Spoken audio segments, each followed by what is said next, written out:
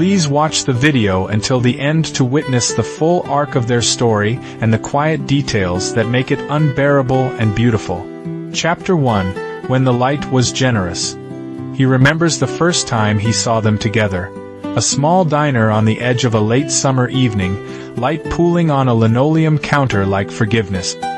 He, who had known both of them in different seasons of their lives, saw how their laughter folded into itself, how their hands found a private language without wanting to. They were Mira and Jonah then, reckless in small ways, both carrying pockets of loneliness that fit together by accident.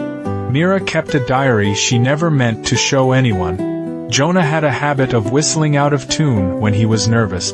The narrator, who has watched them across years the way one watches a slow-burning film, remembers the way their first fight felt like rain. Sudden, loud, then over, leaving the streets slick and sharp. They swore it would be different. They swore many things. Chapter 2. The Shapes of Beginning. In the beginning, their life was composed of small extravagances. They painted a wall a color that did not belong to anything else.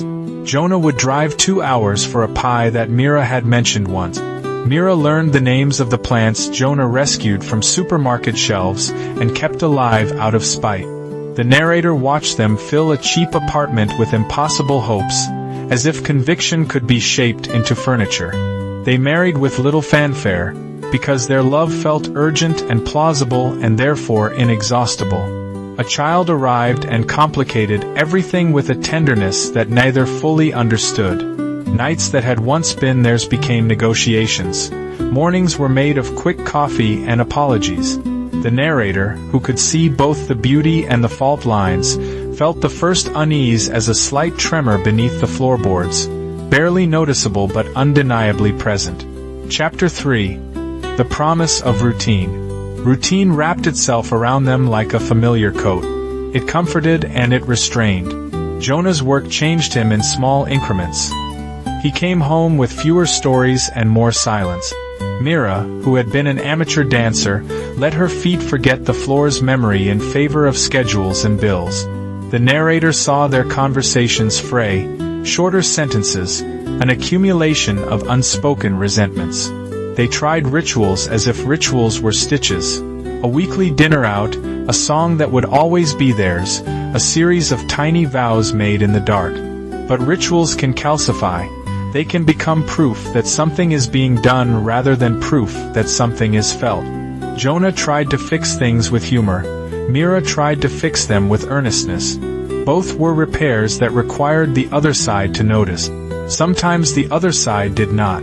Chapter 4. The Erosion. Erosion begins in the smallest of acts.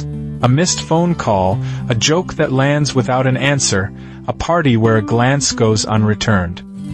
He, watching as if from behind a rain-streaked window, noticed how their tenderness lost its weight. The narrator has seen many loves.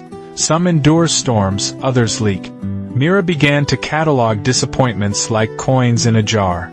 Jonah carried the shame of not being enough in the way a gardener carries dead stems.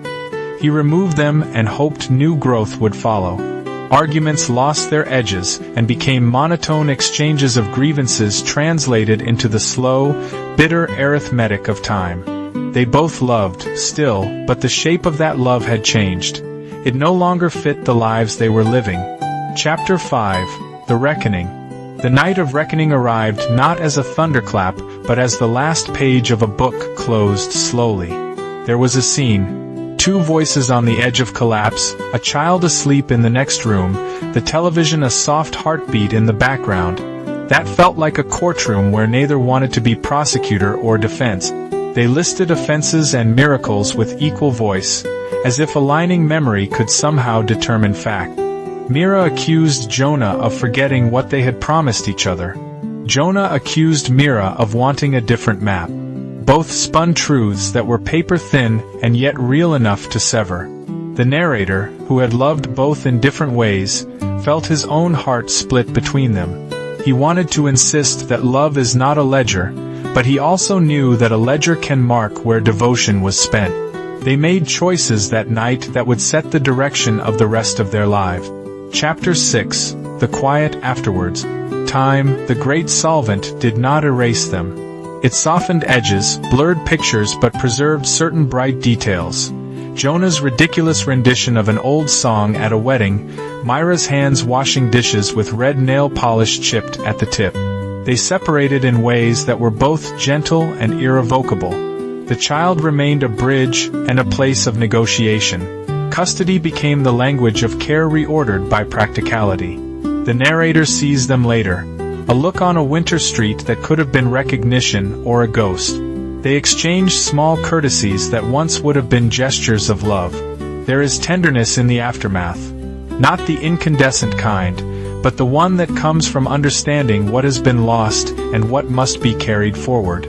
He, the narrator, a man who has loved them both as a friend, as a witness, as something like a confessor, knows that some loves are not meant to be sustained but are not failures because they end. They were essential experiments in living for each other. He wonders often if the fairy tale ends because love is flawed or because people are. Both are true, and neither absolves. The truth the narrator carries is simple and stubborn. Love is a series of moments, and the sum of those moments is both the wound and the healing.